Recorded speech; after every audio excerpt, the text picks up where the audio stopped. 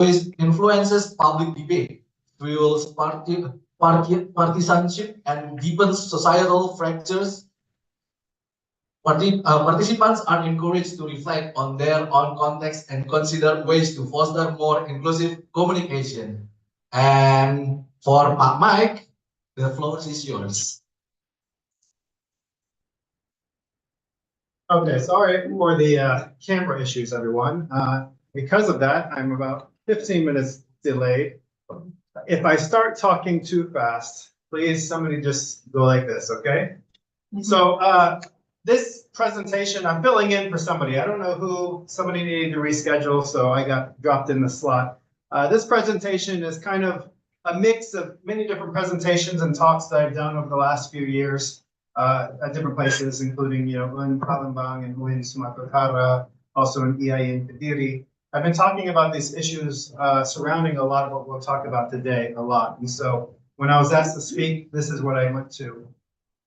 But I'm hoping that this is probably not like a normal Wednesday forum in the sense that it's a lecture and a lot of questions. I'm hoping it's a little bit of discussions and storytelling and then maybe some workshopping. Dickey's recently asked me to include this material in one of their book projects. And so I want to kind of get some Indonesian examples. I know a lot of American examples, and that's what this will be focused on, but I would like to hear some Indonesian examples to kind of broaden what I'm talking about here. So just to start with, I came to Indonesia 11 years ago. My kids were 2 and 3 years old. And so all of us as a family were learning Indonesian together. And so my children being 2 and 3 years old, they of course were picking up Indonesian very quickly from their friends, from school. And one day,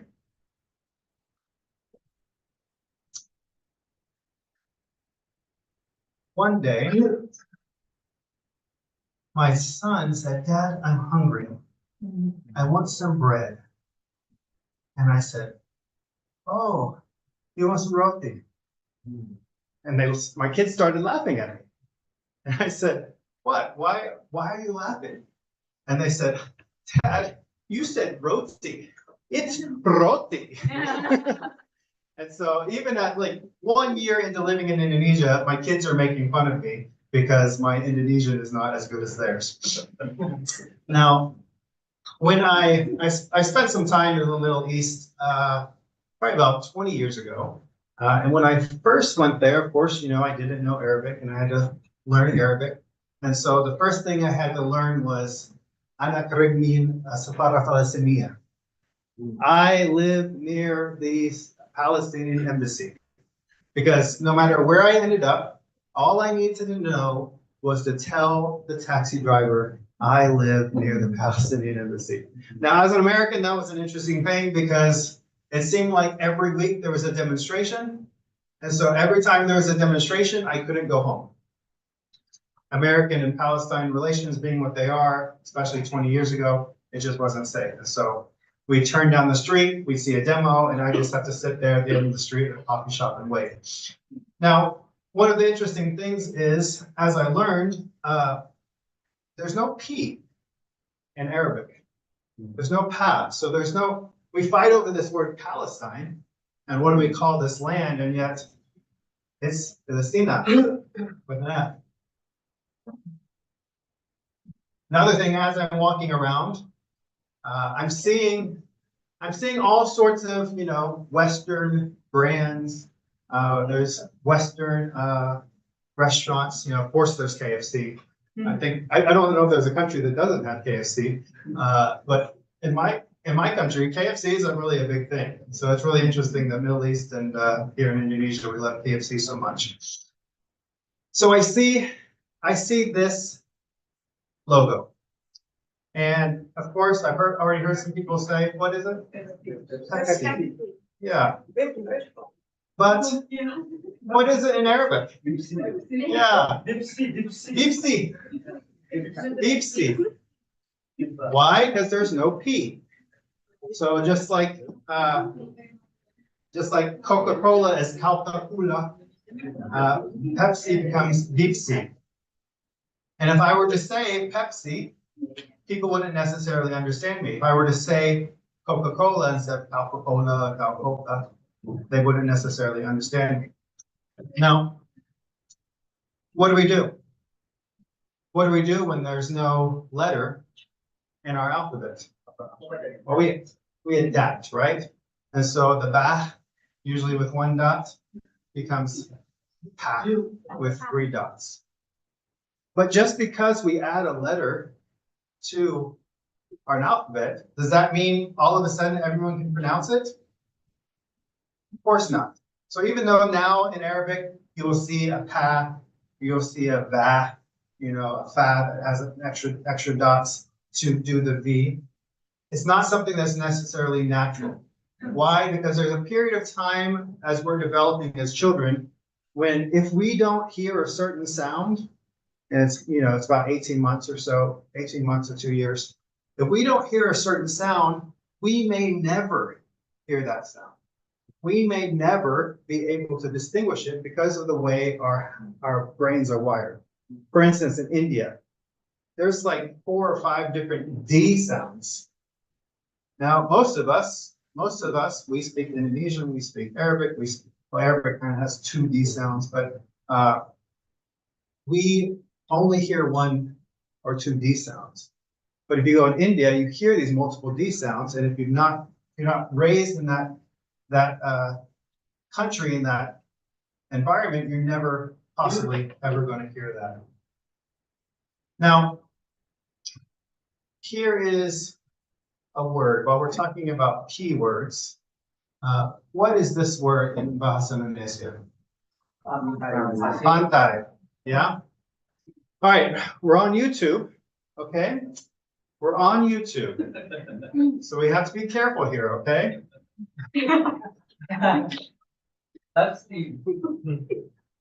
What is this word in English?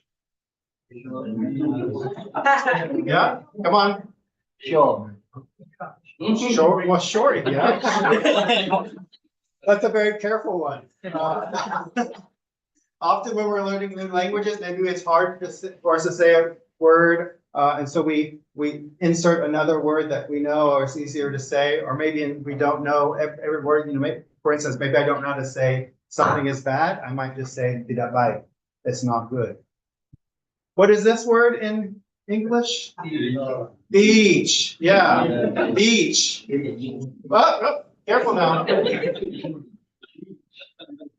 You have to be careful when you say this word in English, because if you don't say the long E sound, then it could very quickly be misinterpreted. Now, here's another one for you. What is this? Yeah, it's a paper. It's a piece of paper. Satu lembar. Oh, careful. Oh, She, yeah. You have to be careful. I'm hearing some words that are not very correct. But what I'm trying to point out here, just like I said roti instead of roti, how we pronounce things can set us apart. We may have perfect pronunciation in 99% of our language, but we might get to one letter or one word or one vowel, and it might be a little off, and it might set us apart and help others to know that we are different. Now, when we get closer to our topic today, those of you who have studied Arabic, of course, know this letter. This letter is Sin. Now, what is this letter? Shin.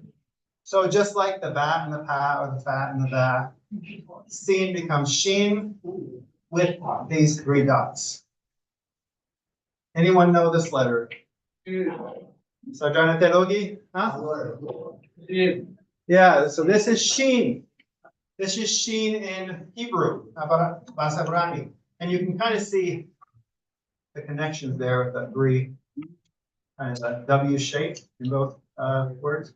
Now, in Hebrew, you'll have a dot up here to the right when it is shin, and you'll have a dot up and to the left when it is seen. Now, later on, as Hebrew developed, they began using another letter, Samek, and so you don't have the differentiation, but you still culturally have the different pronunciation.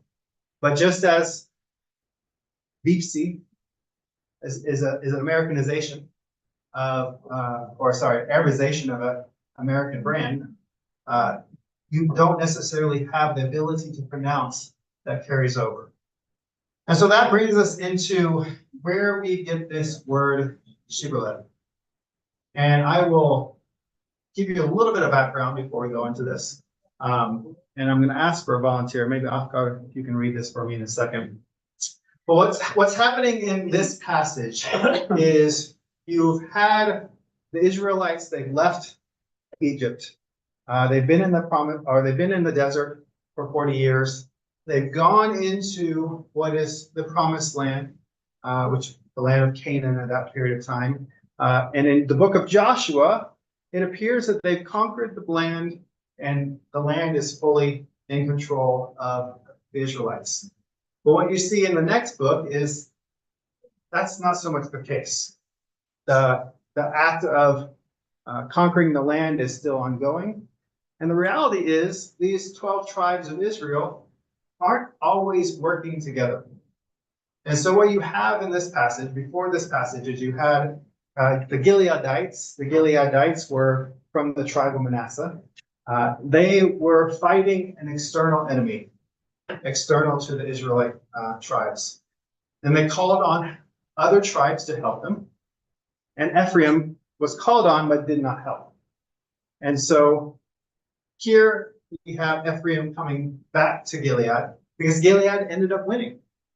Gilead ended up winning, and when you win a war in this time period, you get all the spoils of the war. You get the wealth and the riches of the kingdom you conquered. Well, Ephraim wanted some of that, but they didn't help. And so, Afghan, can you read this for me? The Gileadites captured the fords of the Jordan leading to Ephraim, and whenever a survivor of Ephraim said, "Let me cross over," the man of Gilead asked him, "Are you an Ephraimite?" If he replied, "No," they said, "All right, say shibboleth." If said shibboleth, because he could not pronounce the word correctly, they seized him and killed him at the fords of the Jordan. 42,000 Ephraimites were killed at the time.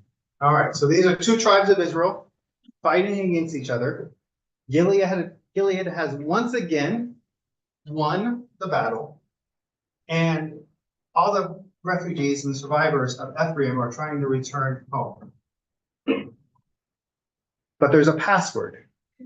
There's a test so they can get home. And the test is to say shibboleth. For those of you that want the Vasan and Nesa, there it is. There's a test to say shibboleth.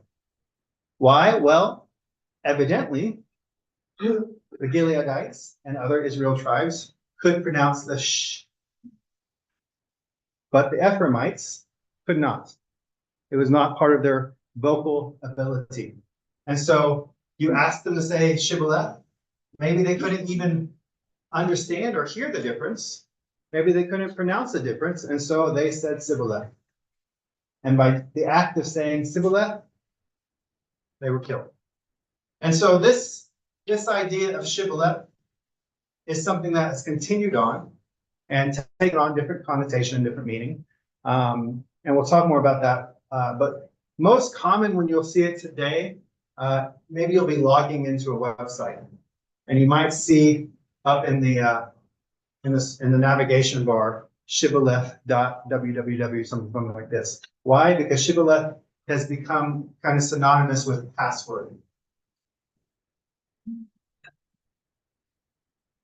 Now, I don't know if this is going to work, but when I was little, we played this game called Heads Up, 7 Up. Has anyone ever heard of this game? You put your head down, you close your eyes, and you put your thumb up, and then somebody comes around and touches thumbs. And then you open your eyes, and you try to figure out who touched your thumb. We're going to do something a little bit like that. I want everyone to close their eyes. Everyone close your eyes. Hold up your hand. Count to 3 on your hand with your eyes closed. Eyes closed, count to 3. Count to 3 with your hand. Okay, once you have 3 counted on your hand, keep it there and hold it up. Okay, look at your hand, look at your partner's hand. See how some people didn't count to 3, some people just counted to 1. I want to show you this video. It's dass ich ihn nachschenke und dann werde ich Ihnen und dem Fräulein natürlich. so this guy, Hat eine Flasche Wein. this guy's a German, he's a Nazi. The other guy is an English spy. Das ist sehr freundlich, stimmt, mein Führer. Der 33er und frische Gläser. Wir wollen ja nicht, dass Sie den 33er hier mit Ihrem Gesöffler versorgen. Wie viele Gläser? Für mich nicht. Ich mag Scotch, Scotch mag nicht. Ich auch nicht, ich bleib beim Shampoos. 3 Gläser.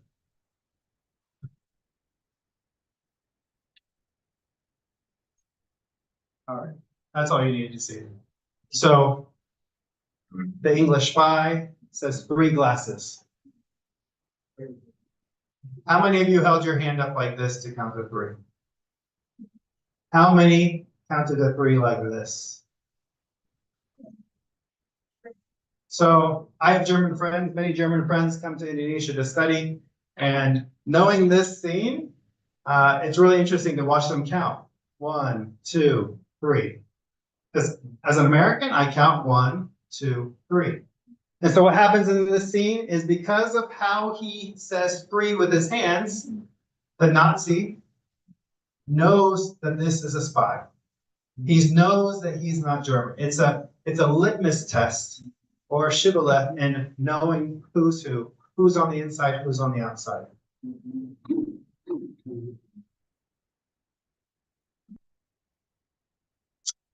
Now, we've all probably seen this before. I hate these things. I hate these things. Sometimes it's look for the, dotted zebra. Sometimes it's look for the traffic light. Sometimes it's you have to put the boxes on the motorcycles. And sometimes I'm doing this for like 20 minutes. And Google still does not believe I'm human. It's so annoying. But this is something we do as humans as well. Here are some examples.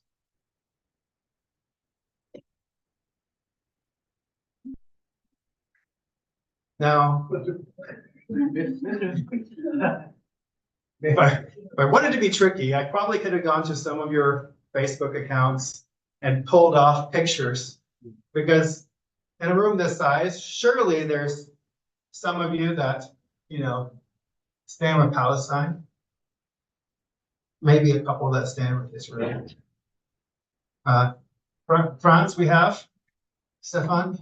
Did you have a, probably, this was after a terrorist attack. But this is one of the ways that shibboleths kind of reach our modern eyes. And this is one of the ways that we signal our virtues to the world. And in many ways, this is how we divide ourselves as humans. And we determine who is human, who has value, who is worthy of our friendship, based on what they have or what they say, what they have in their profile picture or what they say. Now, these things can be very important. But I just want you to think about this. The next time the new frame comes up, for whatever issue it may be, why is it that you're doing that? Now, here's a big one from my context. Does anyone know anything about kind of this debate in the US? This reached its peak in 2020. And the reason behind it is because there's a lot of police misconduct. and there were several cases of police misconduct against African Americans. And in 2020, I had a student that was interning with me. He was Chalon Pendeta. He was preparing to be a pastor. And he was very much caught up in, I need to have, the different frames on my Facebook page. I need to, make statements that society is asking me to make because he felt that silence was violence. And so we had a long talk about this issue, whether or not all lives matter or whether or not Black lives matter. Now, for me, this is where I came down to. I said, you know what? As religious people, as religious leaders, both of these statements are very important. But it's also important that we probably step back from culture and what culture is demanding of us to say, because it very quickly becomes a shibboleth. Now, let's watch another quick video. This is from the Democratic debate in 2016. Do Black lives matter or do all lives matter? Black lives matter. On any given day, some innocent person like Sandra Bland can get into a car, and then 3 days later, she's going to end up dead in jail. Black lives matter, and we have a lot of work to do to reform our criminal justice system and to address race relations in our countries. Every life in this country matters.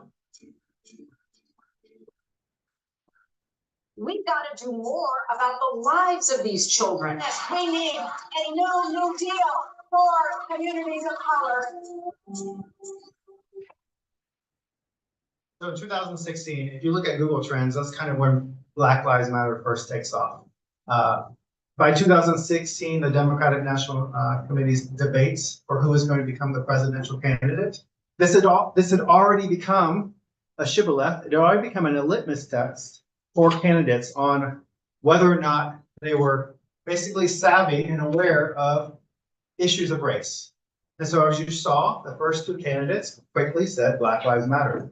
The third guy, oh man, he said every life matters. And that, even though it makes sense rationally, was kind of against the mood of the day. It was no different than all lives matter. And so it was quickly something that put him on the out route. It was no different than him saying shibboleth.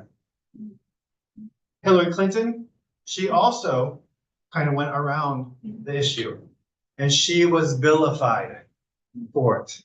So by the time you get to 2020, there wasn't a Democratic national candidate that wouldn't quickly and affirmatively say Black Lives Matter.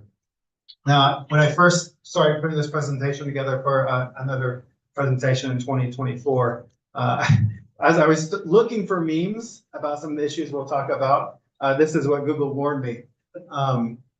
It may be different now in 2025 because, as you've probably seen online with the purchase of Twitter, with Mark Zuckerberg taking a different stance,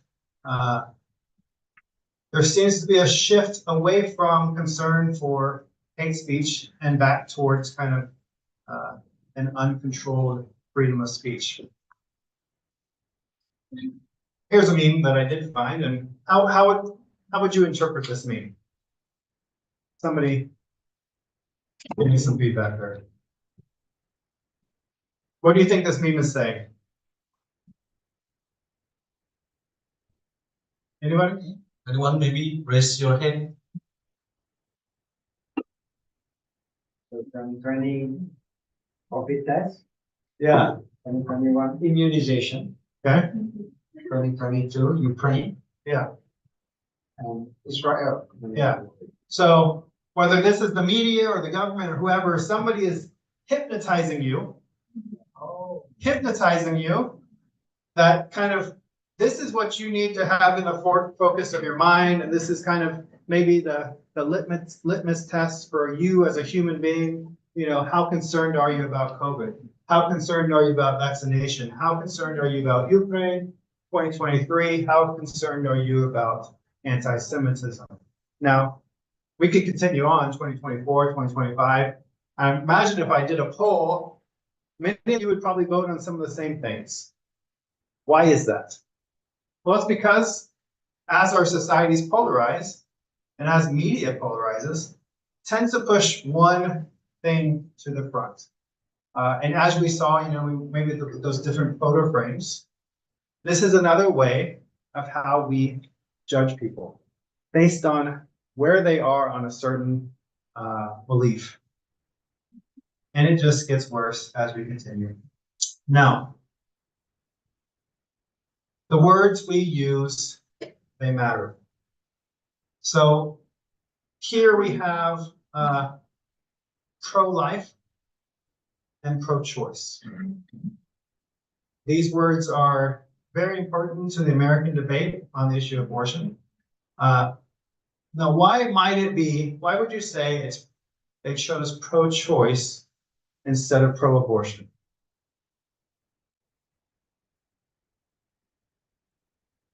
Why would somebody say pro-choice instead of pro-abortion when they're effectively the same thing?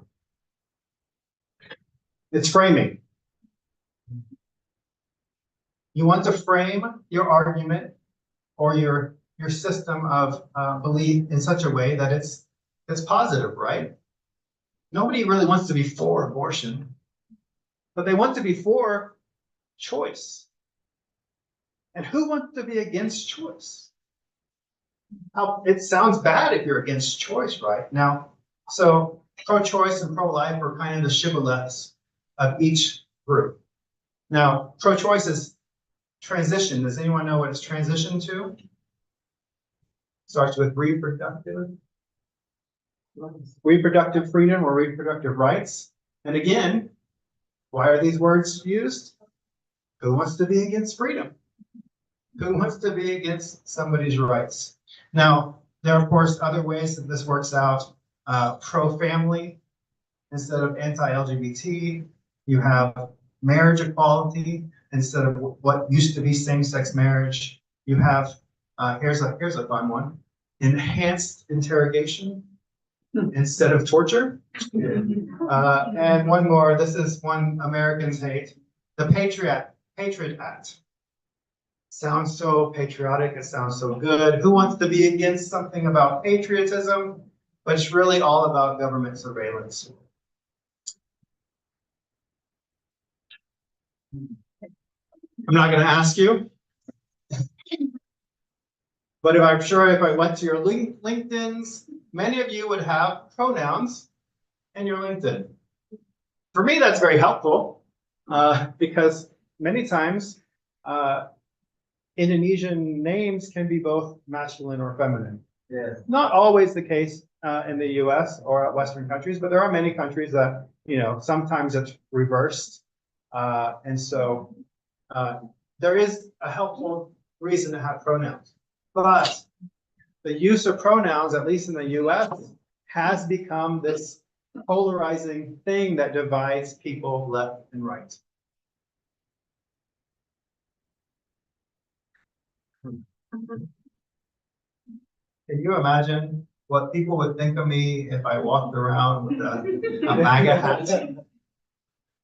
I mean, there's been stories where even people with red hats, doesn't say make America great again, but just this idea of a red hat has become a symbol that you're on the right, that you're a racist, that you're a white nationalist.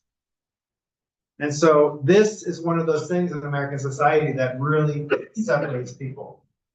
Why? Well, make America great again. It sounds good, right? I mean, this is even something that Bill Clinton said when he ran for election. There's nothing bad about it, but then the critics say, well, one, America was never great. Look at the civil rights abuses we've had in the past. Or who was America great for? And they allege that, making America great again just means making white people more powerful again. So here's another one we see.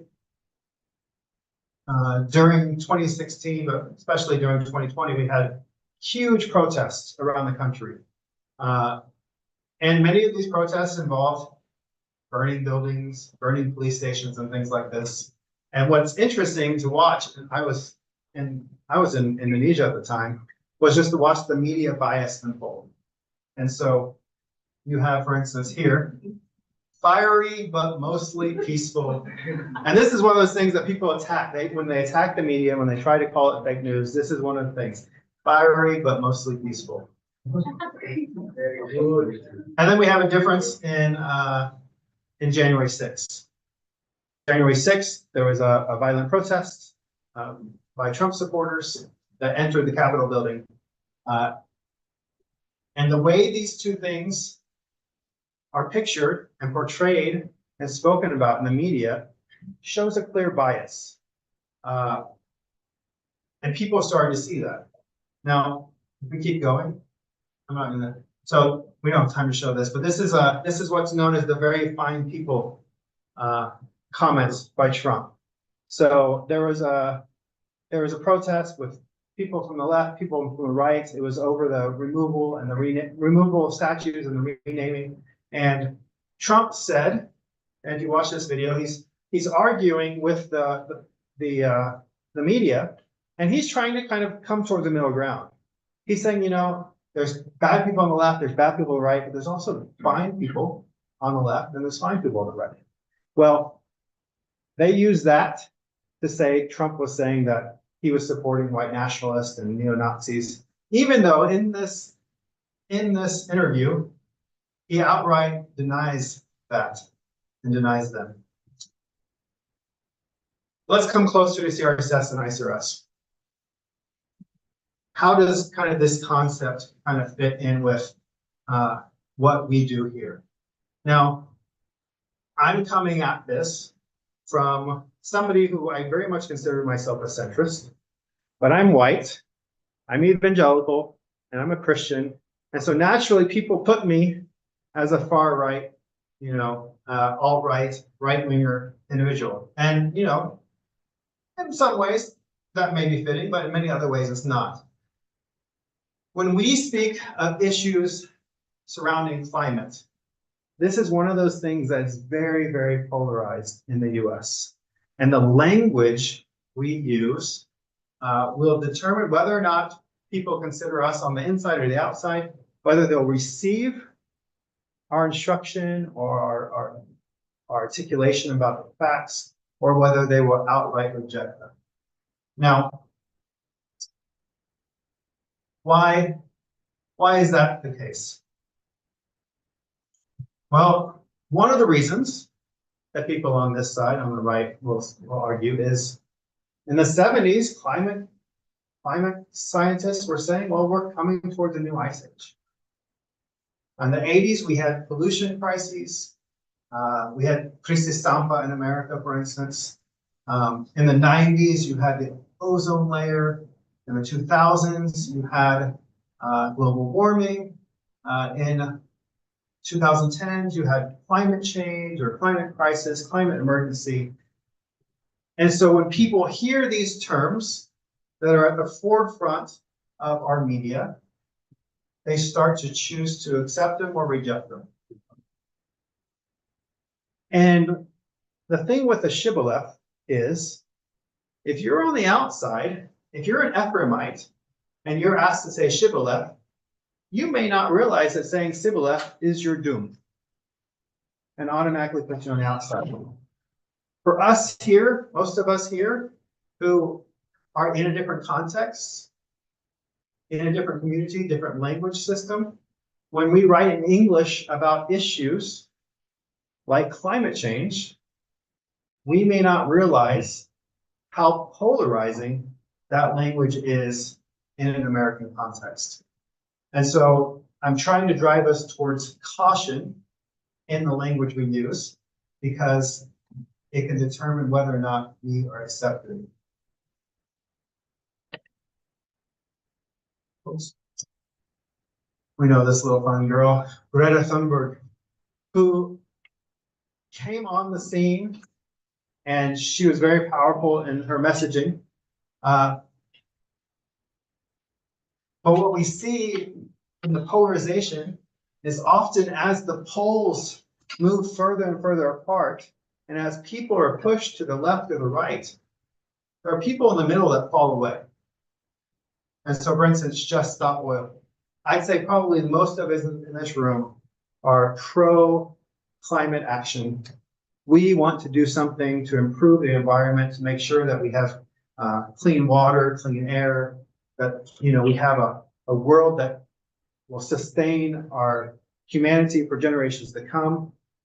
But probably most of us, if Just Stop Oil came to our city and started gluing themselves to the tugu, started throwing, paint on batik at the kraton, we'd probably be against that. And so,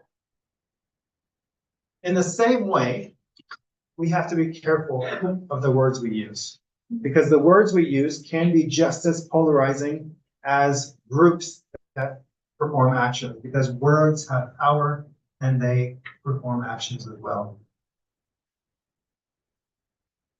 These are some words in the American kind of polarization spectrum that you'll see. The yellow ones are very much in the news right now. We just got done with the holidays, and whether or not you say Happy Holidays in America or Merry Christmas can determine which side of the political spectrum you're on.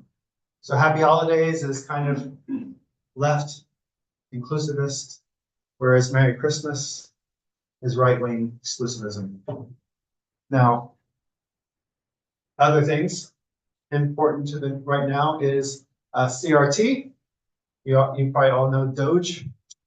Doge is basically, they're doing Control F. They're doing word searches in all the American government budgets. They're looking for CRT. They're looking for DEI. They're looking for issues of trans rights. And those things are quickly on the chopping block. Why? Because the American political system has swung from the left to the right.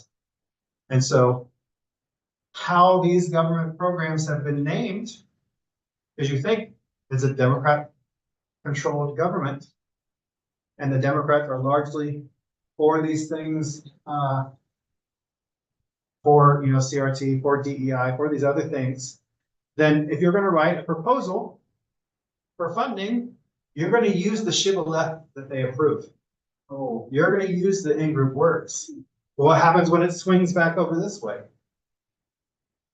Those shibboleths are for the other group.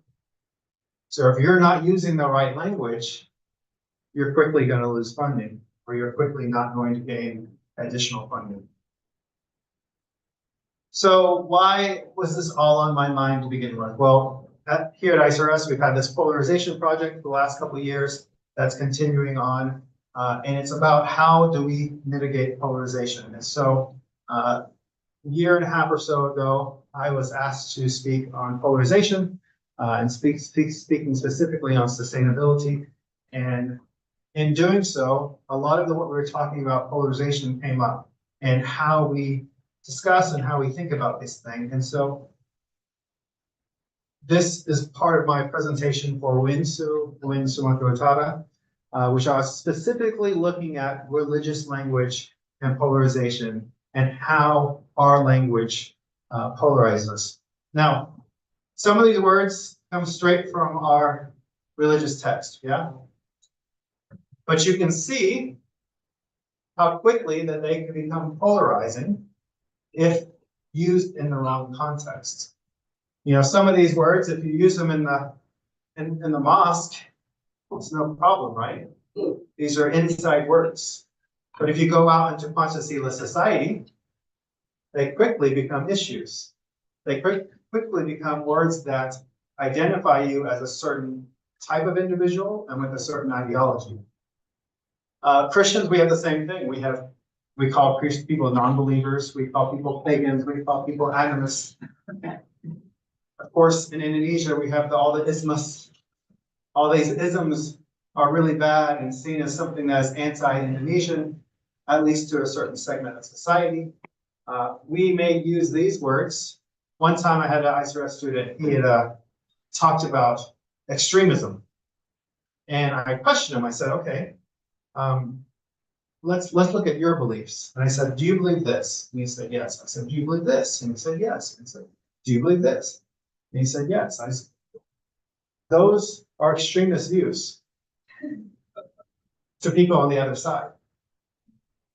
And so you have to be careful when you call somebody extremist, because you have to delineate what you mean by extremist, because if I were to call any one of you a Muslim extremist in the US, that'd be a huge issue, right? But being a Muslim extremist here in Indonesia, not such a problem, right? I mean, it's not necessarily desirable in the Pancasila society, but it's not something that immediately you're going to be suspected of terrorism or anything else. Now, another way we need to be careful about our language is we're all academics. We're writing for academic journals, we're writing academic books. We have to be careful to understand our audience. And sometimes it is going to be academic. But other times, if we're using academic language, we may sound elitist.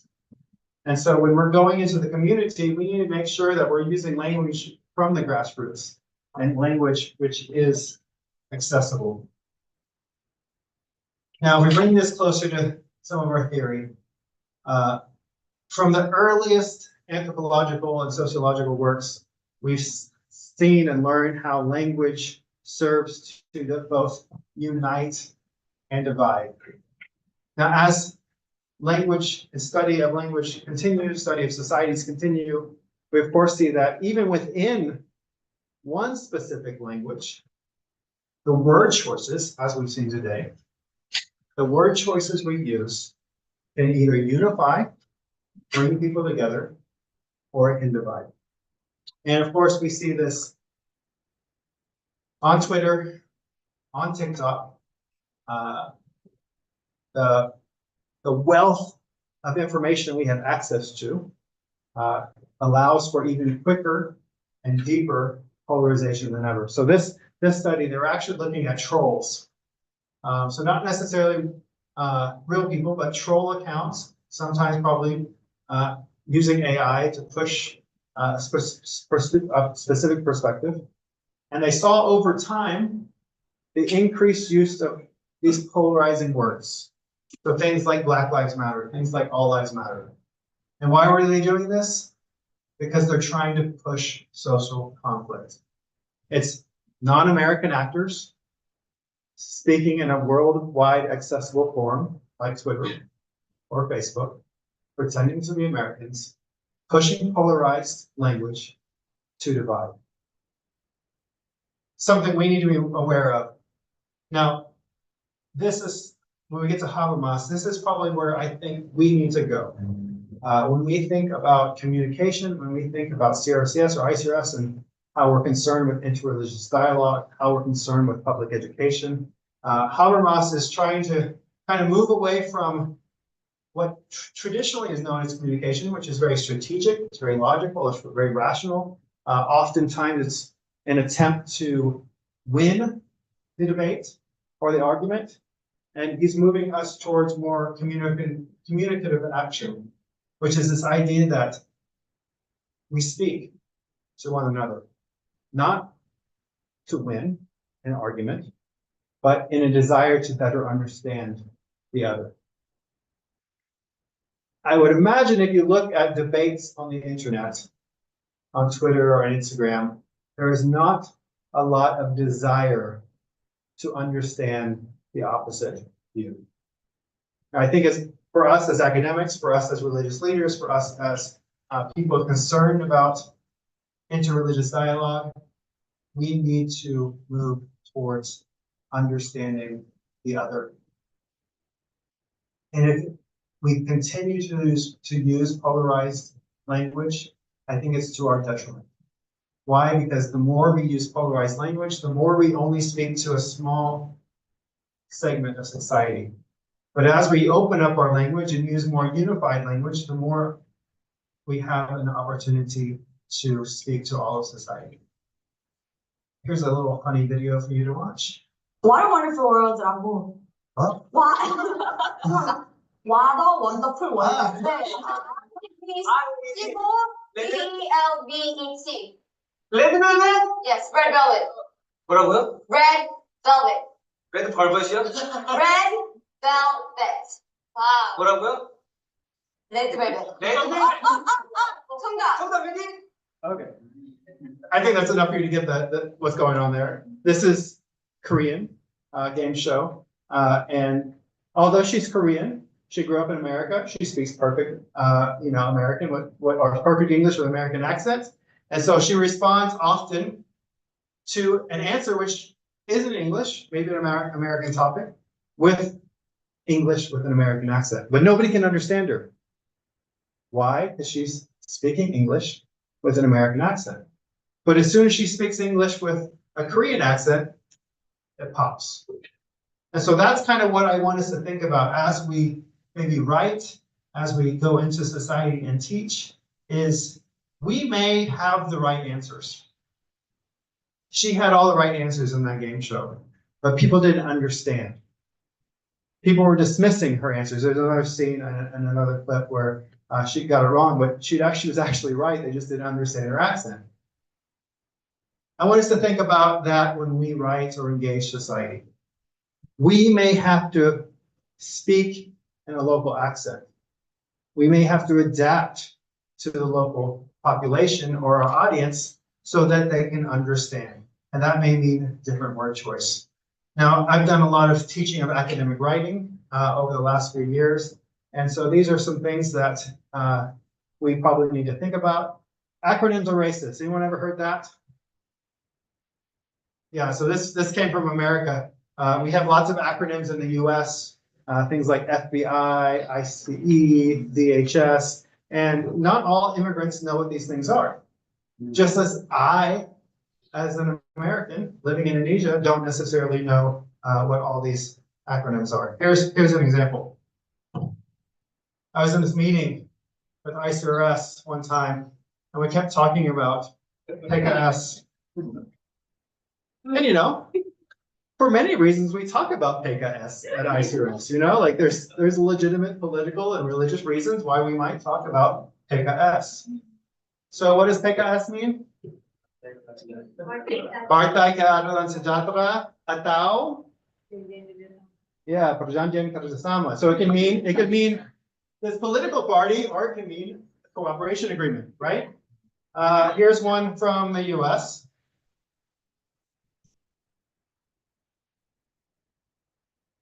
WWF. Okay, so most of you in Indonesia know it as the World Wildlife Foundation because there's always a kiosk at the mall and they're asking you for money, especially if you're Boule. They're like, yeah. But growing up in America, WWF is the World Wrestling Foundation. So Federation. Oh, Federation. We got ourselves a wrestling watcher. Okay, let's move on. Gender neutral or being gender exclusive. This is something I think most of us have down. It's something that we've been taught probably most of our lives. But when I was growing up, everything was still man-made. Everything was still mankind. But now it's what? Human-made, right? Humankind.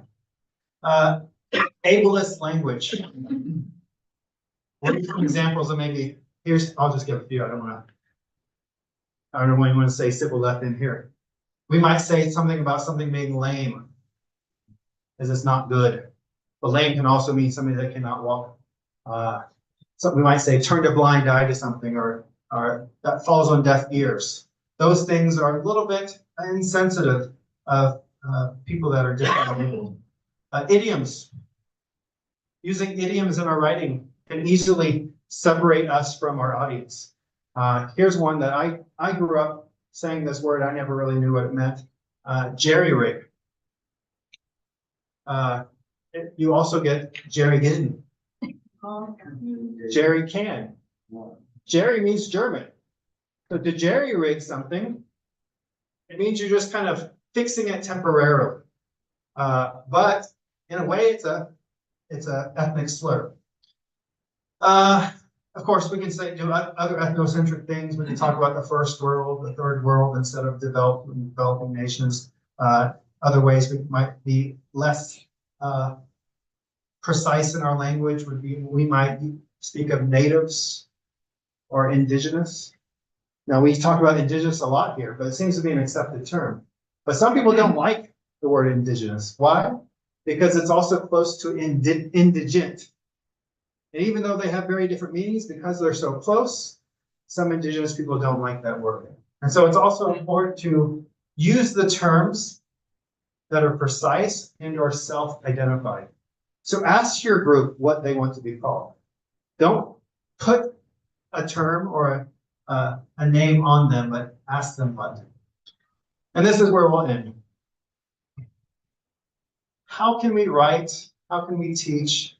How can we educate the public? And just as we are gender neutral and inclusive in our writing, how can we do so that is more ideologically inclusive?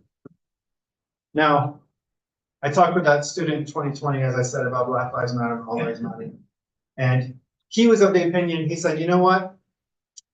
I don't want to work with all these people that don't want to say it. I only want to work with these people. I only want to work with the people that will say Black Lives Matter. And I said to him, I said, but as a pastor, that's not your job. Your job isn't to work for the people that get it. Your job is to work for the people that don't, and to bring them to whatever knowledge of truth that you believe is the truth. And I think the same way as us as academics, we can use words that are very polarizing and choose just to talk to ourselves and talk to the people that get it and want to use the same words as us and then create an echo chamber. Or we can use words that are more open and inclusive to unifying people. Because I will tell you this, even though there's a lot of people on this side of the spectrum that do not want anything to do with climate change, they do not like the word climate action or climate crisis, none of them want trash in their yard. None of them want to be driving by a river and see diapers floating down. None of them want to be hot and sweating every day. And so we, as academics, as religious leaders, as activists, we have to find a way in our language to bridge the gap. Another way we might do this is a lot of times we write in English here. And we pull in English terms. How might we localize those terms? How might we vernacularize or contextualize those terms? So in Palaman, we were talking about, the conference was on sustainability. Sustainability is one of these words that can be very polarizing. And it's one of these words that Indonesians on different sides of the spectrums respond to differently. Why? Because it's a foreign concept, something that comes from the UN. And so sometimes there's rejection of things that are considered to be colonial or outside or Western. And so we suggested maybe using mizan, balance, in Islamic context to speak of sustainability. And finally, how can our religious language, we saw some examples of how our religious language can be polarizing, but how might it serve to mitigate polarization? Many of us will work in religious contexts, whether we're religious leaders or we're educators in a specific religious affiliation. When the 2020 things were going on in my country back home, one of the things I really respected was there was a pastor who said, you know what? These issues are very important to our society. And as Christians, we must respond to these things, but we're not going to do so using the language of culture. So we're not going to say Black Lives Matter. We're not going to say All Lives Matter. We're not going to say I stand with Ukraine. We're not going to say these things, but instead we're going to use language that comes from our tradition. And so where Black Lives Matter has a lot to do with racism and injustice and equality, the argument was then, you know what, Christianity is all about reconciliation. And so when we speak of these issues, we're going to talk about reconciliation. We're going to use words from our tradition to basically say the same things, but words that can unite people. Because the thing that unites us as a congregation is we have Christians from the left, we have Christians from the right, but they're all worshiping in the same space. And so rather than using words from the left, we're going to use words from our scripture. That's all from me. Thank you very much. So I'd love to hear your questions, but I would also love to hear some examples of maybe some polarizing words. Because even though I've been in Indonesia for 11 years, there are words that are polarizing in this context that I may know the word, I may know its meaning, but I don't know the weight and the context behind it.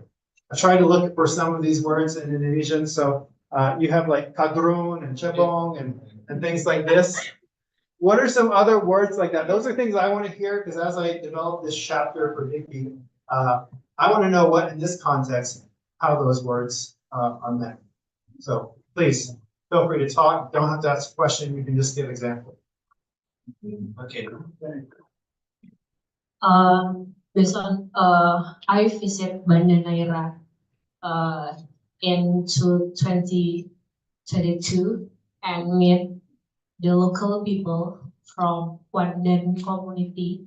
It's the origins people who migrate from the Jan Peter Zunkun genocide in the 1621. They moved to some areas such as Ambon and K Island, and I talked to some of them, and there is a kind of polarization words where the local people, Moden people, call the Jan Peter Sunkun where his troops. The Moden calls it genocide because Jan Pekun with his army do genocide to their people, but in some articles or Western historians calls it massacre. Massacre. Yeah. Thank you. Yeah, so this genocide is definitely one of the modern shibboleths of the current time.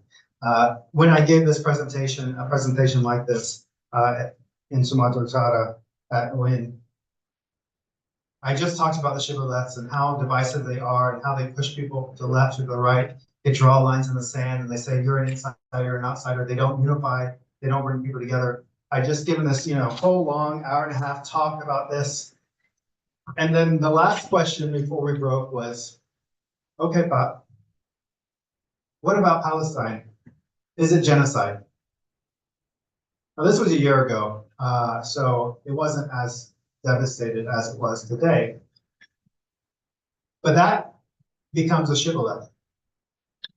Whether or not somebody is willing to say what is going on in Palestine or going on in this, whether or not it's genocide or whether what happened in Armenia 100 years ago was genocide, can become a shibboleth. Now, it may be something that you want to firmly say, okay, I'm going to draw the line in the sand and I'm going to say, you have to say it's genocide to be a part of my community, to be a friend, to be a dialogue partner. That may be something you want to do, but does it unify? Now, there may be good reasons to say it's genocide. I'm just saying, from what I want to present, I just want us to be careful with our language. And I think about the language we use. Other examples or questions? Yeah, maybe more questions. Okay, Franz.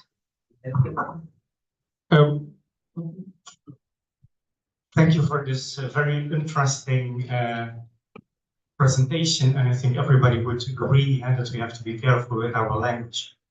But I have a more fundamental question behind it.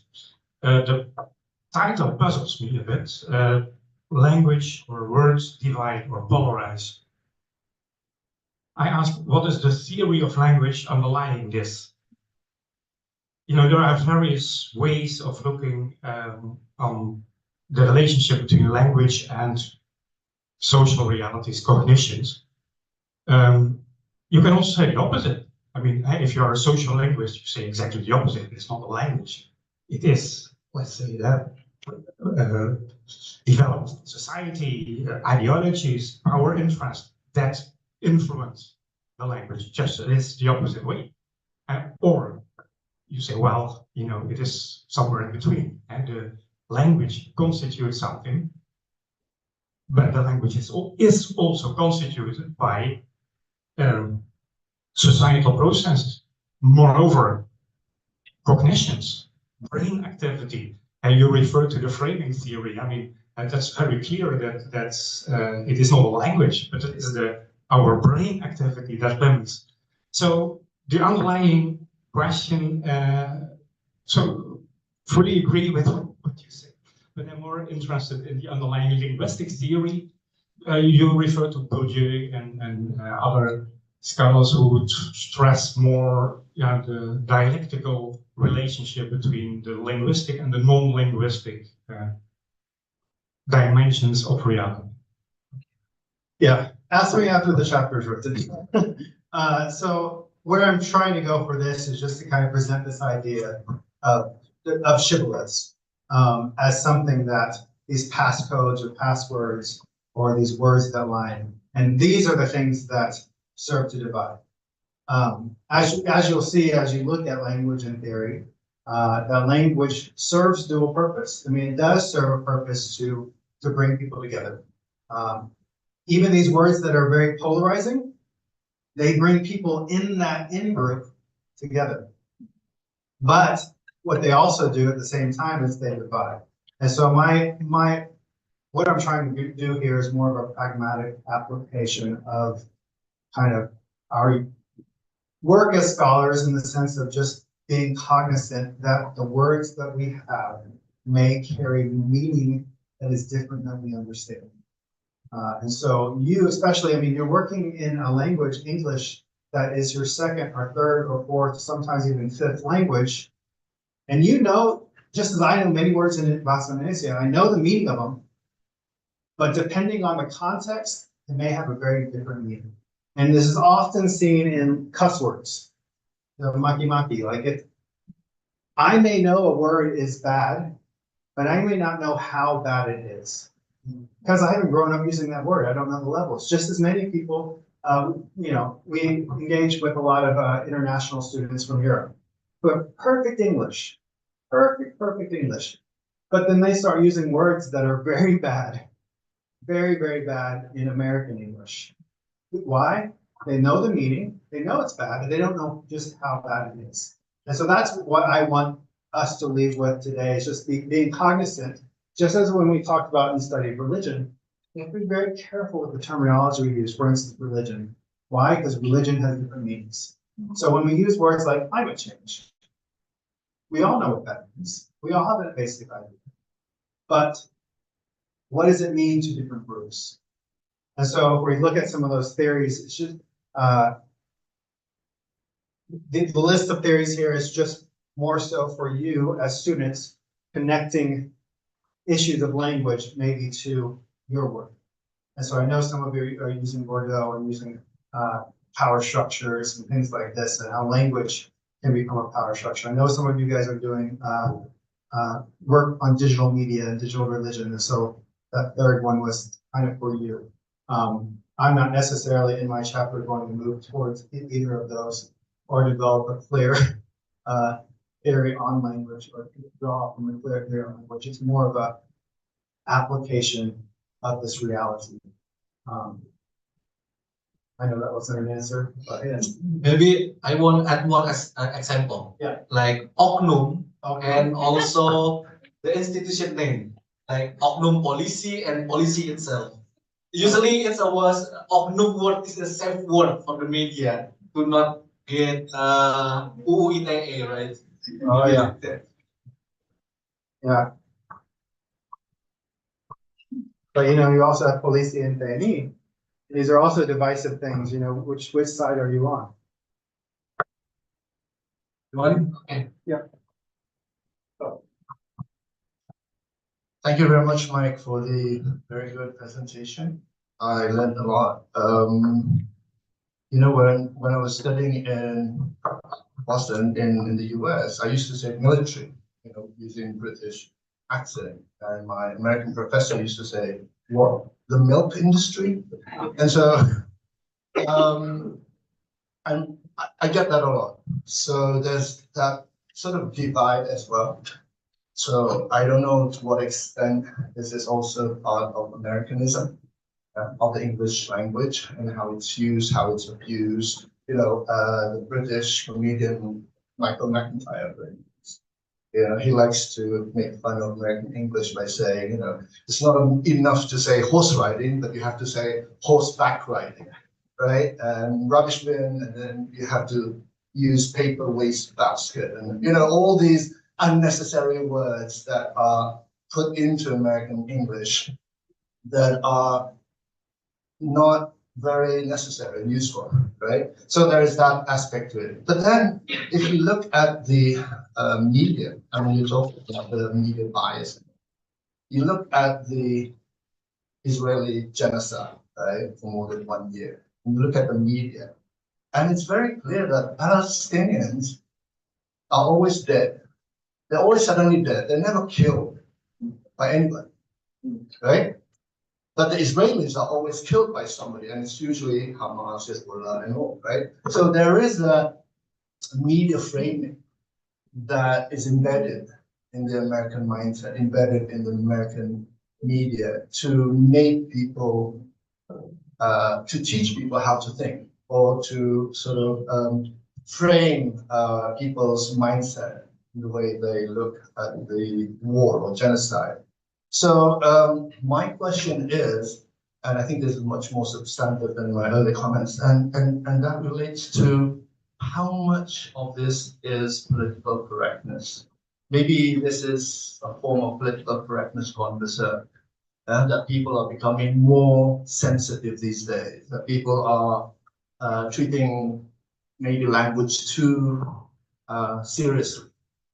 Maybe we should chill out a bit and just be cool about many things, you know, and not be too preoccupied with the kinds of words and things that people use. Otherwise, then it's gonna be very hard for us to communicate and act like human beings in society.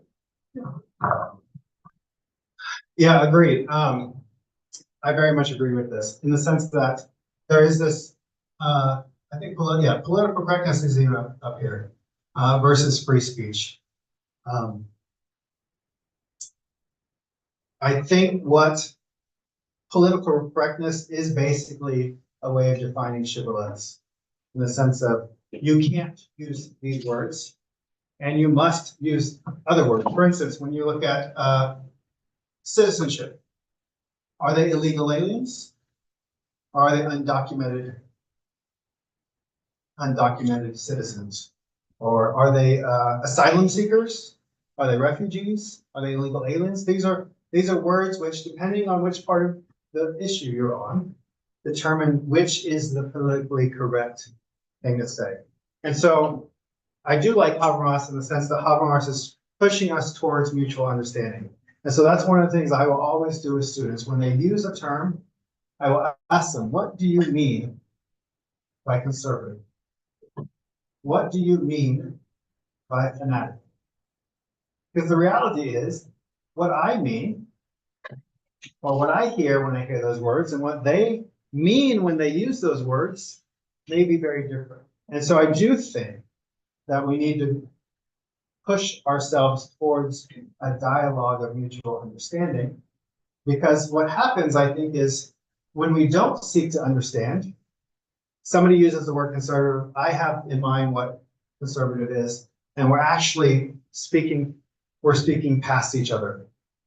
And there's no clarity that develops. And so we're coming to words, we're coming to issues with different meanings, different words, and that just undoes what we want to do as academics, as activists, as religious leaders. Because if we can't communicate effectively in words and ways that people can understand us, we failed our job. Anyone, anybody else? Okay. Oh, okay. I hate to get from far away. Okay. I stand with Frank. Thank you so much. It was really interesting, and it made me thought of many, many things. And my question would be a little bit like Dick's question in a sense. I kind of wonder again if I mean some of these, I mean some of the conflicts behind these differences in wording are actually important, right? I mean, that goes back to the question of happens in Palestine and the fact of naming it. I think we shouldn't, I mean, to me, and more broadly, I don't know if you're familiar with Chantal and Ernesto Laclau and their theory on democracy. So basically what they're saying is democracy is not the absence of antagonism. It's not democracy is not seeking consensus. Democracy is peacefully managing real, genuine antagonisms. Right? So in that sense, are we not here trying to say that we should just do away with these antagonisms? That's what kind of came to mind. So is that something that, I mean, are there two conceptions of democracy behind that debate? Yeah, and in the same way, peace is in the absence of conflict. In this, again, what I'm trying to get at is the idea that there may be times in which you want to say, okay, this is defining to me. And so therefore, I'm going to say what is going on in Palestine is a genocide. I'm going to say that this action that occurred in this country is terrorism. There may be times in which you want to do that, and you need to do that morally, ethically, theologically, you may need to do that. But there may be other times in which you simply are unaware of the connotation and the meaning behind these words. And so you're just freely using these words because you've heard them being used in theories, you've heard them being used by other academics. And so you want to use the same words, but you don't necessarily give them the same meaning. Or your audience doesn't give them the same meaning. And I'm you know, the issues of border security in the US. The reality is something needs to happen, whether it's allowing more immigrants or closing the border, something needs to happen. But as we communicate these things, if we're trying to get people on the other side of the issue to our belief system or to our, our side of the issue, we may have to use different words. We may have to use words that they can understand, that they can accept, because if you use words like undocumented citizens or dreamers, they're just going to reject outright. And so our job as people seeking to do inter-ethnic, inter-religious, inter-ideological dialogue, we have to find a way of building bridges.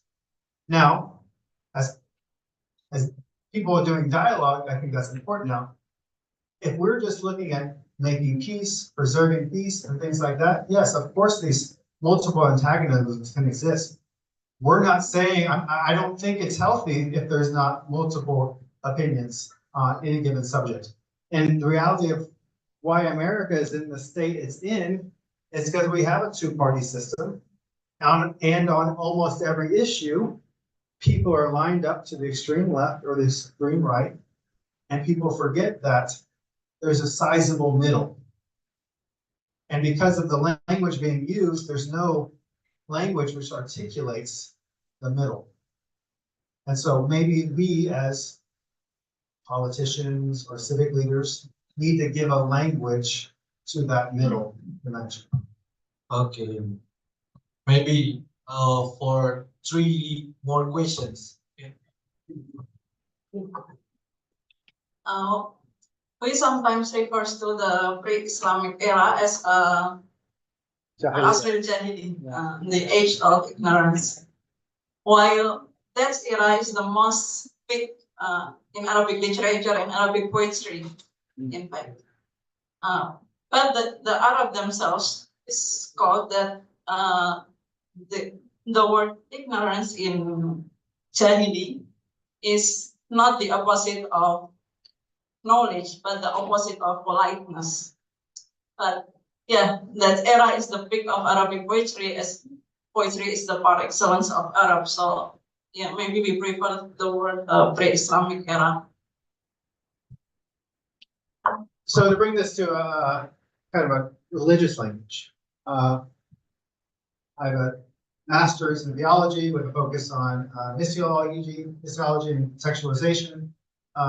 If I was a religious person and wanting to invite you into my faith, imagine I'm a da'i and I want to share the truth of Islam with you. I'm not going to call you kafir, right? Why? Because it's polarizing. It's immediately setting you as somebody outside. And so I'm going to choose a different language. Same thing as if I was a Christian, I'm not going to refer to you as a pagan, as an idol worshiper, as something like this, because it automatically puts you on the outside. And so, if anything, I want us to take away from today is just this idea of like how our language, especially even in our writing academically, can immediately put people on the outside. In Indonesia, and especially here at CRSS and ICRS, we're going to talk a lot about agama, kepercayaan, things like this, and how we use those terms as we talk about in our classes can immediately put people on the inside and outside. And so be mindful of how you use those terms, how you articulate the meaning that you have when you use those terms, and how you might think more about, okay, instead of calling, for instance, the people of Boti in Timor Tengah, instead of calling them, I like that, pagans, I'm going to refer to them how they want to refer to themselves. So I can be more ideologically inclusive. Now, if I was writing a mission study article or something, yeah, maybe because my audience is, evangelical Christians, maybe I will call them pagans or heathens. But if I'm doing local education in the village, in Boti or PPS, I'm going to use different language. But I think we also have a moral and ethical reason to be careful with our language and to be honest with our language. And that means I think it's very problematic when we use one language in one context and we use a very different language in another context, in the sense that in the church, I should speak about Muslims as I would also speak about Muslims outside the church. In the mosque, you should speak about Christians how you would speak about Christians outside the mosque. I think in that we might have more legitimacy and more authority in our discussions. Okay, who else? Okay. I think we're at time, so maybe this is the last. Okay, hello, Mike. It is so interesting if you talk about the language and polarization, and it is interesting when you say that the society hypnotizing by the social framing, and also we have to careful to use language. Moreover, but the extremism and also terrorism. And currently, I see the radicalism and extremism. The young people can influence by generate AI, not only by social media, and also they can influence by gaming. So so how actually the influence, like the language can influence? Is it a big influence for people to polarize? Like maybe in the extremist group they use like jihad in another different way. So, and also if that, yes, they say like if that is to prepare to war, and in Arabic language, just if that is to prepare. So it is something quite different from the definition, and when it's this language is used by extremist groups. Yeah, I think it's so much has influence. So how we can mitigate this term, or I think mitigate the polarized by language itself? Thank you. Yeah, so in terms of online AI and things like this, you probably know the story that when Microsoft released its first AI on Twitter, it quickly became racist. It's because it's pulling in language from the internet, and it's pulling in language from interactions, and so people are feeding it things that make racist. I think the reality is that we have to be careful with AI going forward, because there is so much polarizing language that's purposely used by bad actors. And so, yeah, there's a potential for it. In terms of jihad and issues like this, I know Dickie gave a talk to Facebook here in Indonesia at one point. And how do we limit and control issues like hate speech? Because one person's hate speech is another person's religious language. And so, for instance, jihad, like if you ask most Christians, what is jihad? And they immediately say terrorism. They immediately say it's this. Yes, most Muslims, I would venture to say, they have a mix of meanings. Some would believe that, yes, it's an outward, violent struggle. Others would say it's an inward personal struggle. But what really throws Christians off is when I tell them, well, there are Arab Christians, right, that use an Arab Bible, and they're kind of shocked because they think Arabic is only for Muslims. And I said, Paul, in his letter, talks about fighting the good fight. And when he says fighting the good fight in Arabic, he uses the word jihad. And so we have, again, this is all a part of our language has different meanings in different groups. And so if you're going to use jihad in a paper, if you're going to write jihad in your Twitter tweet, you probably need to understand that people are going to give that word different meanings. And the only way to be clearly understood is to either choose a different word that is more acceptable and unifying, or be specific about what jihad means to you. Okay, thank you, everyone. If you have more examples from the Indonesian context, I would love to hear them. You can send me an email, you can send me WhatsApp, because yes, I got to write this paper in a month and a half. So I got to find a theory of language and write this paper. So thank you very much. Okay, thank you very much for everyone. So in conclusion,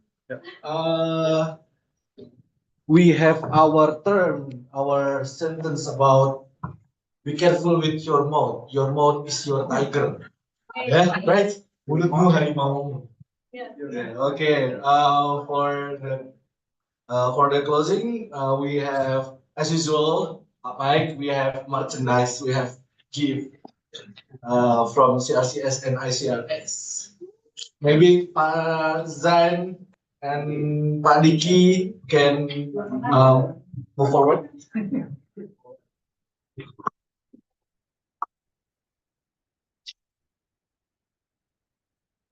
I'm very sad Abdi is not here. I have been complaining for 4 years because the last time I did not get one. Oh, yeah. Thank you. Oh, okay.